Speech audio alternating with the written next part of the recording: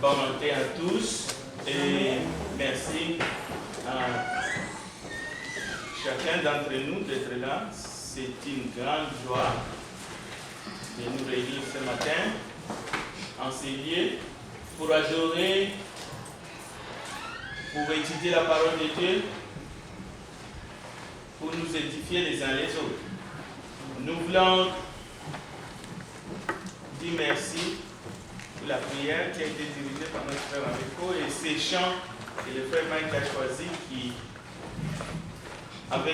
avec laquelle nous avons loué notre Dieu pour commencer. Et c'est ce que nous allons faire tout au long de ce matin, première journée de la semaine. L'étude de ce matin, c'est la grâce de Dieu, mais nous allons l'illustrer par une parabole de Jésus. Mais avant cela, nous allons parler du plan de la grâce. Il y a un plan pour la grâce. Pourquoi ce plan? Ce plan de la grâce, c'est une réponse de la grâce que Dieu nous offre. Il a décidé de nous faire grâce. Mais la manière que nous, les humains, nous pouvons nous approprier cette grâce, il y a un plan à suivre. Maintenant, de temps en temps, ce plan est confondu, soit par une loi où elle est comprise comme une loi ou des conditions, mais tout cela n'est pas vrai. Nous allons le voir justement ce matin. D'abord, une grâce, bien que c'est une grâce, un cadeau parfait, non mérité, ça coûte toujours quelque chose. Si ça ne coûte rien, c'est pour cela qu'il y a cette expression, la grâce à bon marché. Si la grâce qui nous est offerte, au fait, ne coûte rien, nous sommes dans le cadre d'abus ou de mépris de la bonté de Dieu. Si ça ne nous coûte rien, nous qui recevons cette grâce, alors là, c'est une grâce à bon marché, ou bien nous sommes en train d'abuser ou de mépriser de la bonté de Dieu. Encore une fois, le plan de grâce qui fait que nous allons recevoir la grâce imméritée de Dieu, il ne faut pas que nous confondons ce plan aux œuvres humaines des hommes. Par contre, il y a des beaux fruits, ce que la parole dit, les fruits dignes de repentance. Ces beaux fruits dignes de repentance ne sont pas les œuvres humaines de la loi. Parce qu'une fois qu'on a réceptionné cette grâce, par le plan de grâce, il faut produire des fruits dignes de la repentance. Ces fruits dignes de la repentance ne sont pas des œuvres humaines de la loi, ne sont pas des efforts, le produit des efforts humains. D'ailleurs, ces fruits dignes de la repentance, nous verrons plus loin qu'ils sont produits à l'aide de l'Esprit de Dieu, mais dans le plan de la grâce, nous allons voir des points essentiels tels que l'obéissance et d'autres points. Alors, quel est ce plan de la grâce qui va nous aider à recevoir la grâce de Dieu? Nous allons commencer d'abord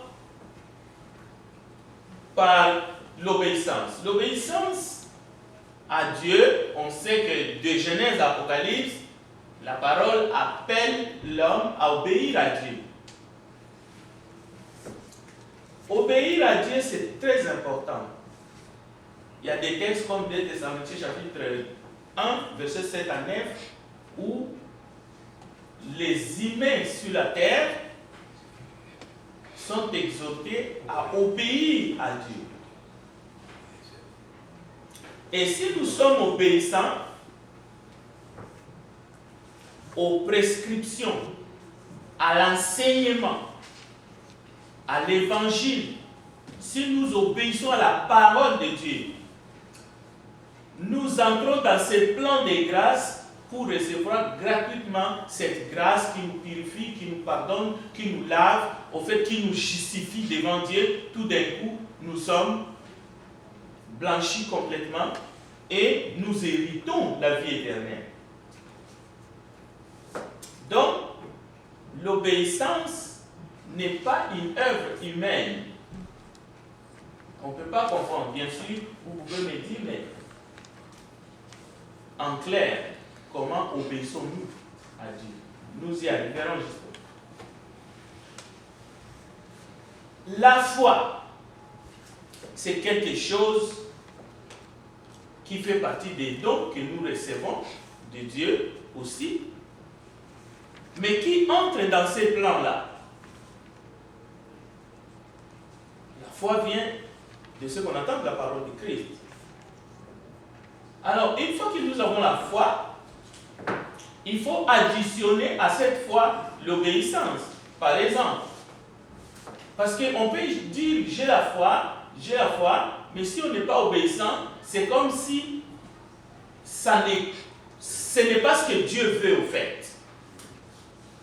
C'est pour cela certains ont dit l'obéissance. Peut-on être obéissant sans avoir la foi? Peut-on avoir la foi, mais sans obéir au plan que Dieu a tracé pour réceptionner la grâce? Donc, dans le plan de la grâce, il y a des étapes que nous connaissons. Le plan de la grâce, c'est ce qu'on appelle aussi le plan du salut. Parce que le salut, c'est une grâce. Donc, vous pouvez entendre l'évangile. C'est si important d'entendre l'évangile comme nous entendons ce matin. Comme ceux qui sont avec nous, que nous accueillons dans les réseaux sociaux ce matin, entendent le message de l'évangile. Donc c'est important d'entendre le message de l'évangile. Et c'est important que nous ayons la foi, ou que la foi, en entendant le message de l'évangile, la foi puisse naître en nous. La foi en Christ, Jésus, dans ce qu'il a fait, dans son œuvre salvatrice à la croix. Nous devons mettre notre confiance en lui. C'est ça la foi au fait. En d'autres mots, croire en Jésus-Christ comme étant l'agneau de Dieu qui ôte le péché du monde, le Fils de Dieu, le Fils du Dieu vivant. Alors, cette foi, c'est la confiance à Dieu qui est si importante parce que c'est sur cette foi que nous allons obéir à l'évangile. Mais c'est une obéissance complète, pas partielle. Il y a un autre terme qu'on retrouve dans les plans de grâce ou le plan du salut. C'est la confession. Il faut confesser le Christ.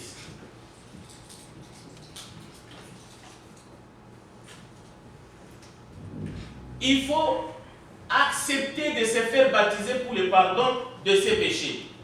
Ça, c'est le moment ultime que nous obéissons devant Dieu, devant les hommes, mais aussi devant les anges de Dieu, mais aussi les anges de ténèbres, y compris leur maître Satan. C'est le moment ultime où notre obéissance est maintenant activée. Ce n'est pas la fin, mais c'est le moment où, devant tous ces êtres, nous disons oui à la grâce que Dieu nous offre en Jésus-Christ. Maintenant, il faut savoir que, bien que entendre la parole c'est important, la foi elle est importante, la confession aussi, le baptême qui est le moment d'obéir au plan de grâce que Dieu nous donne afin que nous puissions recevoir pleinement cette grâce. Ces éléments du plan de grâce, lorsqu'on les sépare indépendamment, même si chaque élément est important, mais lorsqu'ils ne sont pas ensemble, réunis, ça ne nous apporte rien. C'est-à-dire, lorsque vous isolez un élément, et ici je parle seulement dans le contexte de l'enseignement, parce qu'ici, je présente l'enseignement. Mais ce que les auditeurs font avec l'enseignement, c'est ce que nous avons appris tous ces mois, nous n'avons pas le droit de s'immiscer. C'est là où il y a douceur ou absence de douceur.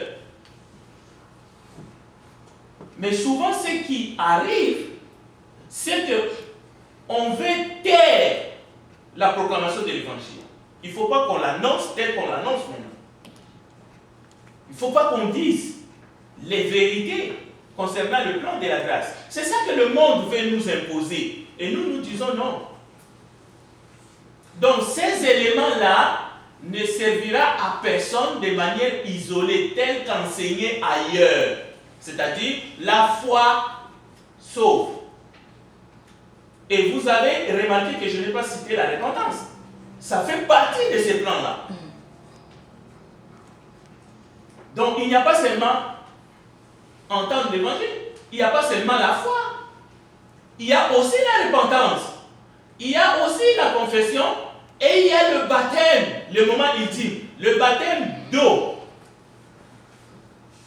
Et c'est après le baptême d'eau qu'il y a la promesse du don du Saint-Esprit qui va inclure la persévérance. Alors voilà le plan global de la grâce. Donc, la grâce de Dieu, c'est un cadeau donné par pure générosité du cœur de Dieu. Mais définitivement, l'enseignement du plan de grâce est simple. Ce n'est pas compliqué. Les hommes peuvent essayer de les rendre compliqués. Les hommes peuvent essayer de les rendre plus faciles, plus adaptés aux gens du monde. Mais Dieu ne change pas. Il ne change pas son plan. Alors, nous terminons cette introduction en disant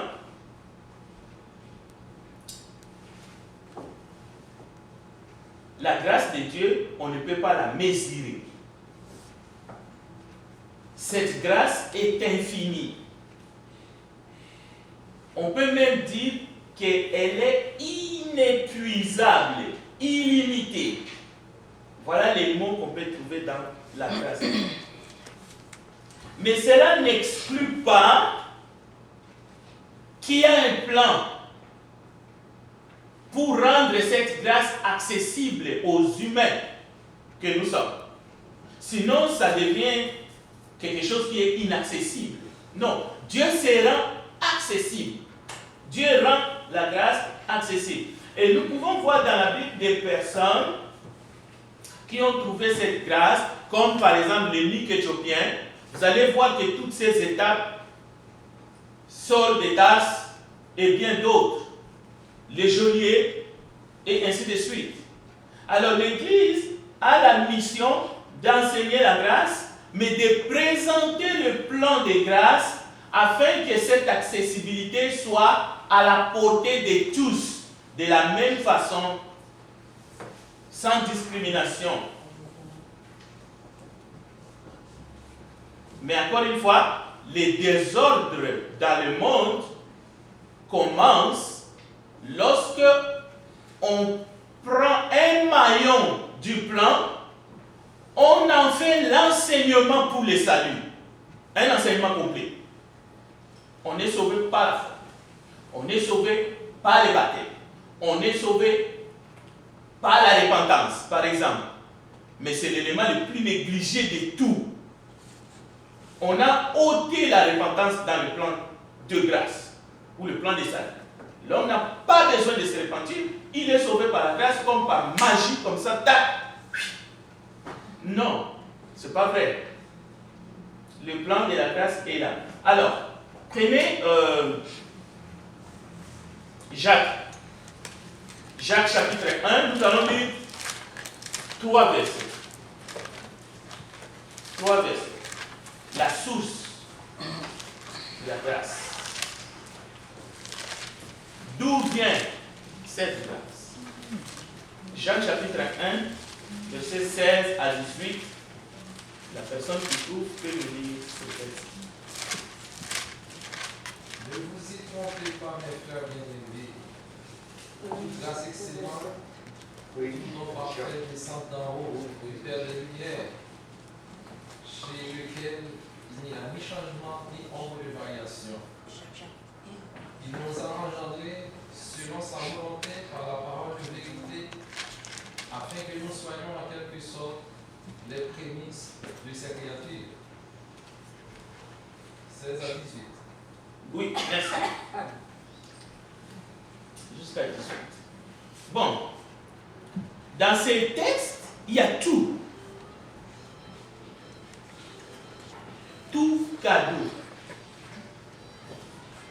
Parfait. Tout don. Excellent. Vient d'en haut. Maintenant,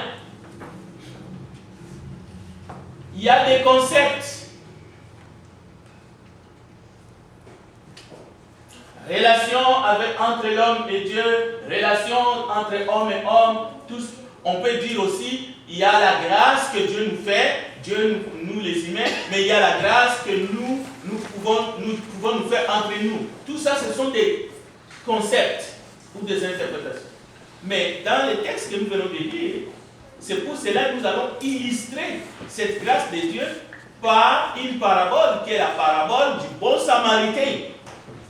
Dans ces textes que nous venons de lire, chers frères, et ça ne concerne pas seulement la grâce, tout don, cadeau parfait et tout, ça concerne même l'amour, la miséricorde, le pardon, tout ce que vous voulez.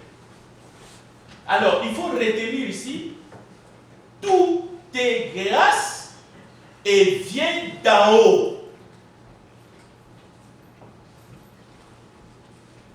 Ça vient d'en haut. Ça veut dire que ça ne vient pas de toi, ça ne vient pas de moi. Oui, ici, Dieu peut se servir de toi pour que quelqu'un puisse recevoir la grâce pour quelque chose que lui, il a fait, mais il ne faut pas perdre de vue que ça vient d'en haut. Ça vient d'en haut. Quelqu'un te doit une grosse somme d'argent. Mais la personne, elle n'est pas honnête. Elle n'est même pas capable de te rendre. Maintenant, tu vas lui enlever la dette. S'il y a une chose que la personne doit retenir, ça vient d'en haut. Cette grâce-là, ça vient d'en haut. Alors, ne vous perdez pas souvent. Faites attention. Avec les affaires de verticales, horizontales, il faut faire attention. Il faut y aller, comme on dit, tranquillement. Ça vient d'en haut. Tout est grâce. mais ça vient d'amour. Peu importe qu'on soit croyant ou non croyant, je ne sais pas, on peut bénéficier des grâces. Mais nous venons d'abord de mettre les points sur les i, sur la grâce qui sauve, avec un plan préétabli. Et qui a établi ces plans? C'est un Dieu qui ne varie pas. Jacques l'a dit de manière patente. Jacques chapitre 1, versets 16 à 18, les frères révolus nous a lu des textes. Lui n'a pas de variation. C'est simple, c'est facile, l'eau est... C'est possible. C'est pas mauvais de faire quelques kilomètres pour aller trouver là où il y a l'eau en abondance, afin d'enlever ses habits s'il faut le faire, ou de plonger même avec sa cravate, comme je suis ce matin. C'est pas compliqué. Mais enlever ça, dire que tout est esprit, ou enseigner qu'on peut sauter cette étape-là et parachuter, cet enseignement-là devient erroné et diabolique. Là, nous parlons de l'enseignement. Il ne faut pas enseigner ça. Quelqu'un peut croire ça de lui-même, libre à lui. Enlever la repentance dans le plan de grâce pour essayer de minimiser, de diluer. Non, on ne peut pas enseigner ça. On n'est pas, on n'achète pas. Ce n'est pas une dette à payer, les éléments qui sont dans le plan de grâce, dans le plan de salut. Non. Ce n'est pas des œuvres méritoires. Non. Ce n'est pas des œuvres de la loi. C'est la manière de recevoir cette grâce selon les plans que Dieu a concoctés pour nous. Alors, voyons les textes. Luc chapitre 10, versets 21 à 35. Je vais essayer de brosser les textes rapidement devant vous. À partir du verset 21, il est dit, à l'heure même, Jésus exulta de joie sous l'action de l'Esprit Saint et il dit, Père, Seigneur du ciel et de la terre, je proclame ta louange de ce que tu as caché aux sages et aux savants, tu l'as révélé aux tout petits. Oui, Père, tu l'as voulu ainsi dans ta bienveillance. Tout m'a été remis par mon Père. Personne ne connaît qui est le Fils sinon le Père. Et personne ne connaît qui est le Père sinon le Fils. Et celui à qui le Fils veut le révéler. C'est pour cela que nous disons, nous connaissons qui est le Fils. Et le Fils nous révèle le Père. Si nous avons des questions, nous allons vers le Fils. Pour qu'il nous explique. Mais il nous a déjà donné la parole. Alors, puis il se tourna vers ses disciples et leur dit en particulier, heureux les yeux qui voient ce que vous voyez, car je vous le déclare, beaucoup de prophètes et des rois ont voulu voir ce que vous-même voyez et ne l'ont pas vu, entendre ce que vous entendez et ne l'ont pas entendu. Retenez ici, il est question de prophètes et des rois. Or, les rois étaient coachés par les prophètes et les sacrificateurs. Les rois d'Adam, je ne parle pas des rois modernes. Les rois modernes, ils sont eux-mêmes dans les temples.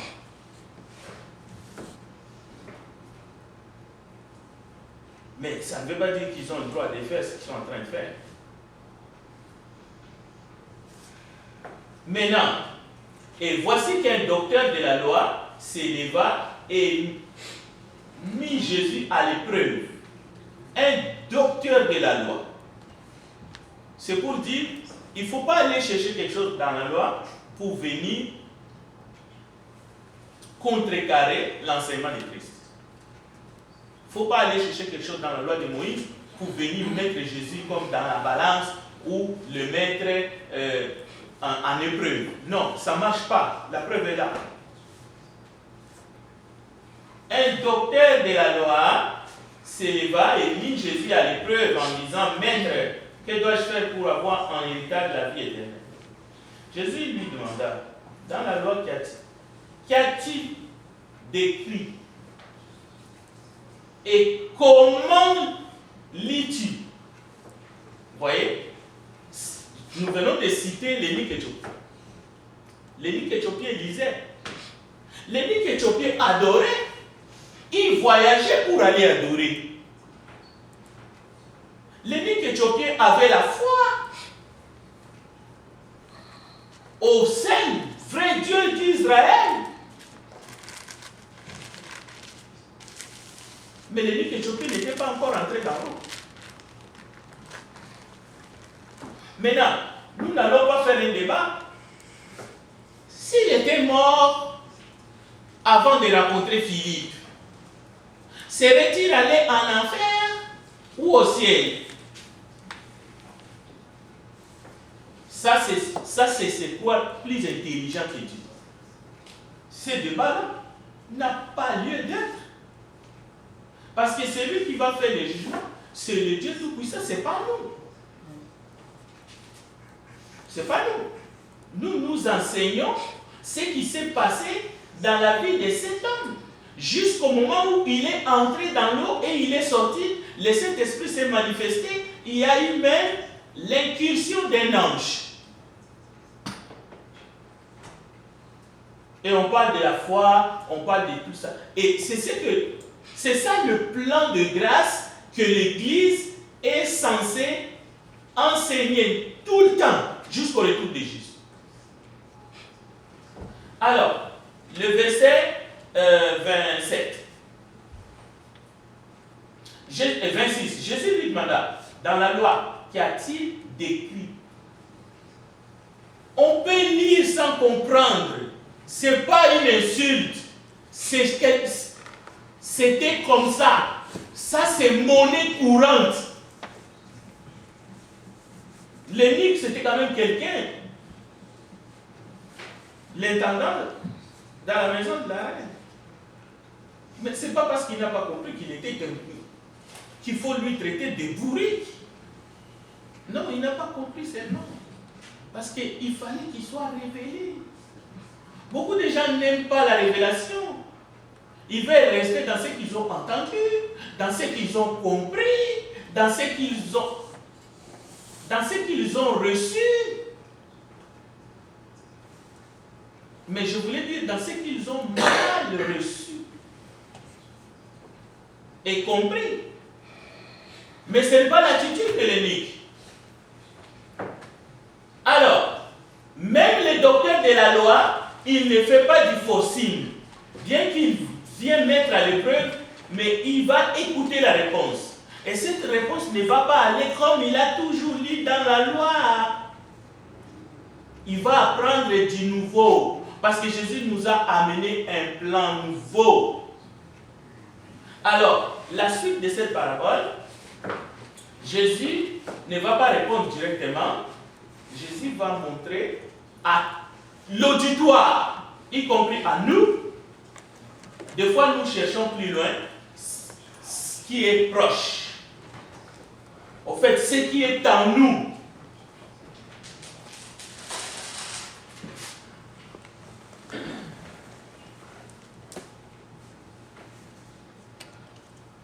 L'autre répondit, les docteurs de la loi répondent, tu aimeras le Seigneur ton Dieu de tout ton cœur, de toute ton âme, de toute ta force, de toute ton intelligence, et ton prochain comme toi-même.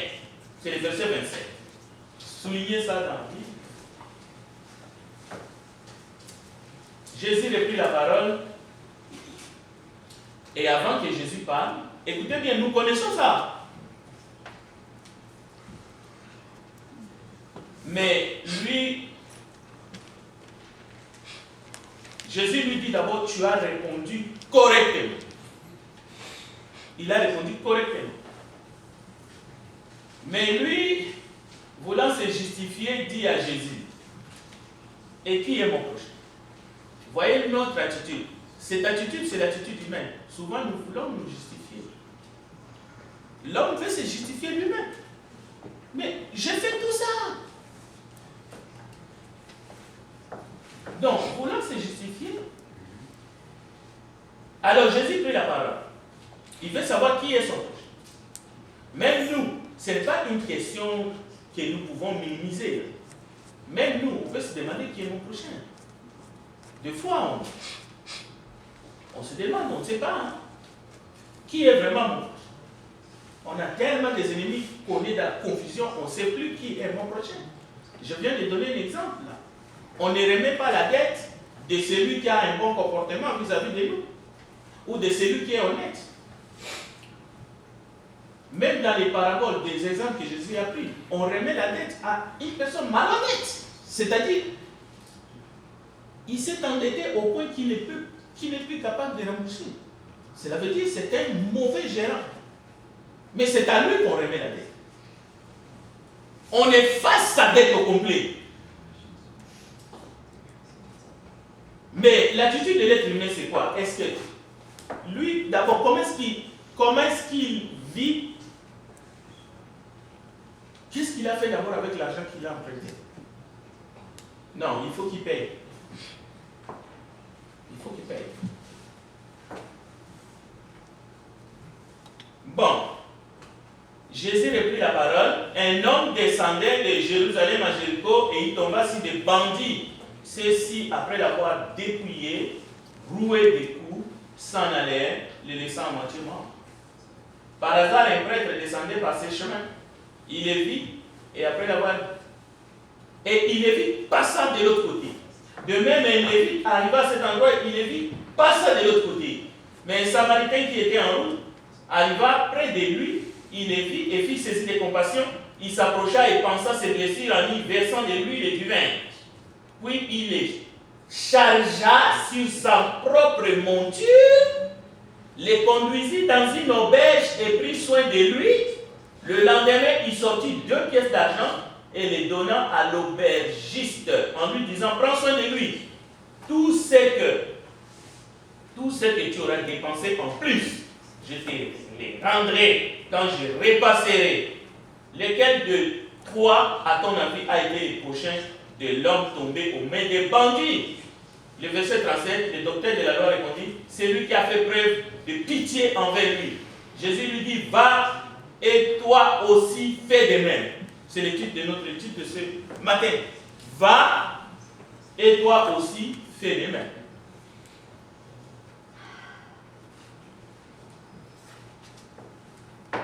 Non-assistance à personne en danger, sacrificateur lévite, qui représente le peuple élu. Mais ces 2 personnages, vous savez, ils étaient imbus des préceptes de pureté rituelle auxquels ils étaient soumis. Ces préceptes ne leur permettaient pas de s'approcher non seulement d'un cadavre, mais aussi de quelqu'un qui était tout simplement un homme souillé. Comment est-ce qu'ils allaient encore rentrer et aller servir dans les temples? Comment est-ce qu'ils allaient entrer dans l'autel? Il fallait qu'ils restent 7 jours, je ne sais pas combien selon la loi, pour se purifier. Voilà, il y a un ancien culte avec des préceptes qui ont vieilli, et il y a un nouveau culte dans la nouvelle alliance, mais avec des nouvelles promesses. Mais encore une fois, lorsqu'on mélange tout, on ne sait plus où on est, on ne sait plus on est dans quel culte, dans quelle dispensation. Aujourd'hui encore, c'est la confusion. Mais elle est totale. Et il y a des gens qui acceptent ça, qui trouvent que non, c'est pas ça. Non, ce n'est pas ça. Parce que vous n'allez pas faire la volonté de Dieu justement avec cette confusion. Vous devez savoir, vous servez, vous offrez, vous êtes dans quel culte et dans quelle dispensation, dans quel sacerdoce.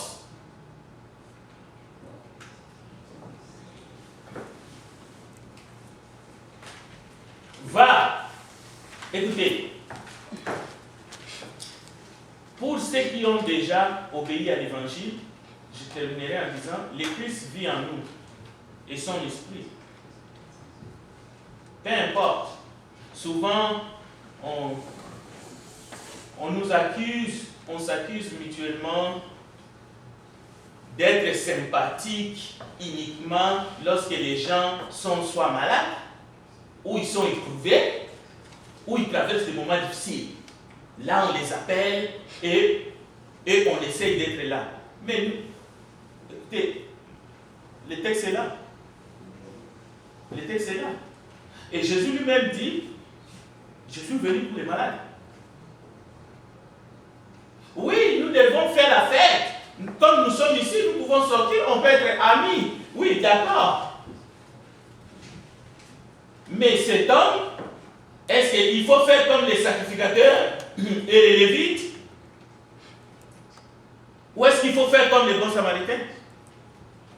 Le bon samaritain s'est approché de quelqu'un qui était démuant, quelqu'un qui était souffrant, quelqu'un qui traverse des moments difficiles. C'est la personne qui a le plus besoin.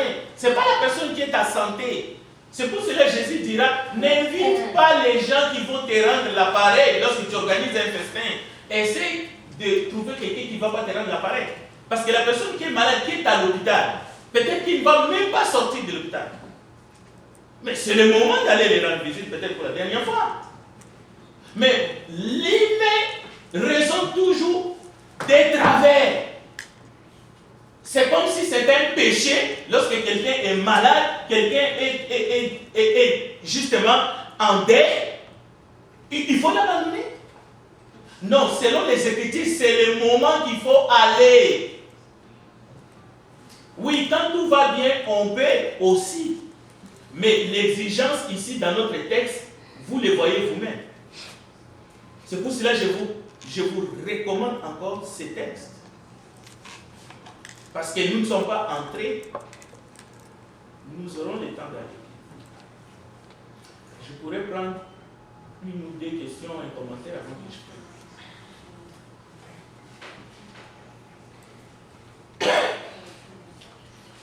Est-ce qu'il y a quelqu'un qui veut faire un commentaire, une question?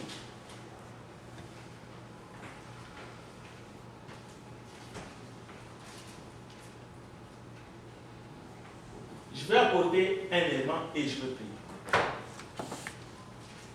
La parabole du bon samaritain, il ne faut pas les considérer dans l'optique du sermon sur la montagne, où le Seigneur nous dit, donne à celui qui te demande et ne te détourne pas de celui qui veut emprunter de toi. La manière d'appliquer la parole que Jésus a dit dans le sermon de montagne, nous avons une partie des réponses ici. Il prend la personne qui était tombée, il l'amène dans un hôpital. L'aubergiste. Prenez soin, je vais revenir.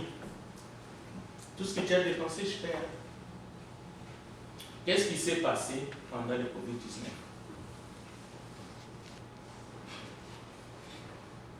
Nous étions, avec des lois, obligés de laisser nos membres de famille mourir dans l'isolement la plus totale.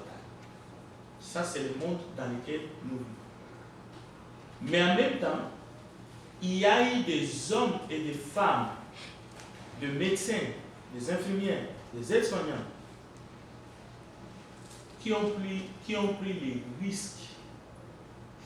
Vous allez me dire dans le cadre de leur métier, mais il y a d'autres dans le cadre de leur métier, ils ont fui, ils ont abandonné le métier, ils ont changé de métier. Mais il y en a qui sont allés au chevet, ils ont soigné, et il y en a qui en sont morts. Il y a un grand nombre de médecins qui sont morts. Parce qu'ils ont soigné les malades et ils ont attrapé la maladie et ils sont morts. Alors, nous voulons dire ici, mais il y en a qui ont fait ça, mais qui vivent. Mais nous voulons dire merci. Merci à Dieu et à eux pour les risques considérables qu'ils ont pris. Il y a d'autres qui ont pris ces risques-là dans d'autres pays, qui ont été licenciés Parce qu'ils ont refusé de prendre le vaccin. Parce que pour eux, ils ont dit non, nous on n'a pas besoin, on sait qu'il y a beaucoup d'effets. On va porter nos masques, on va porter nos gants, on veut soigner. Mais on les a mis dehors. Et ils ont perdu leur salaire, leur emploi, et ils n'ont même pas eu de compensation de fin de travail. Ça, c'est le monde.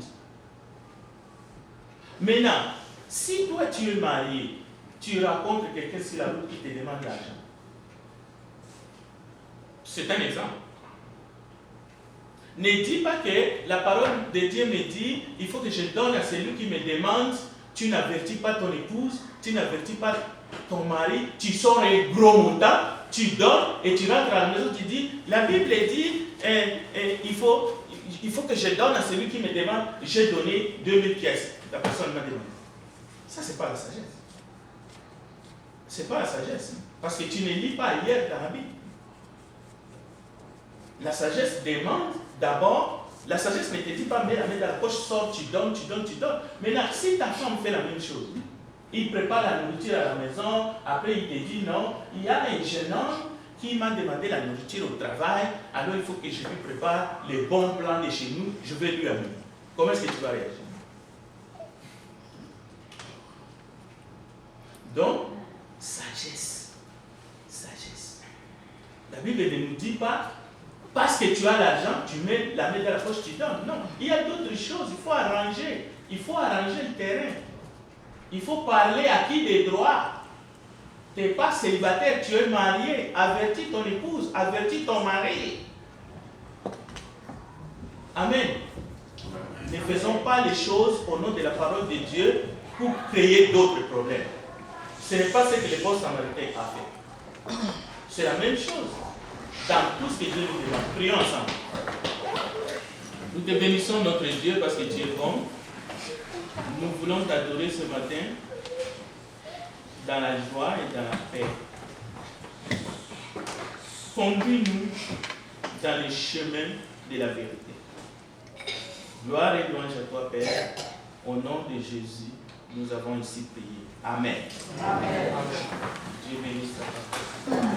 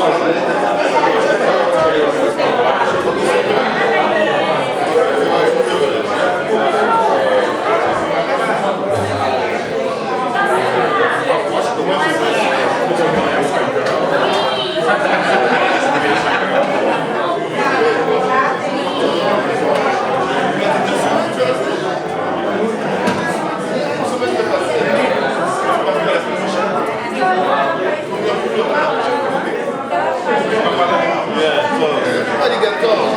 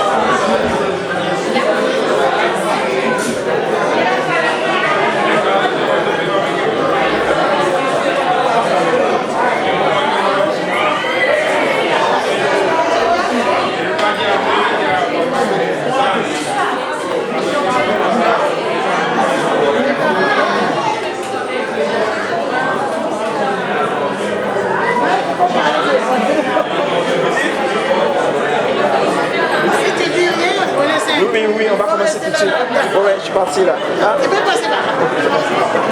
Merci.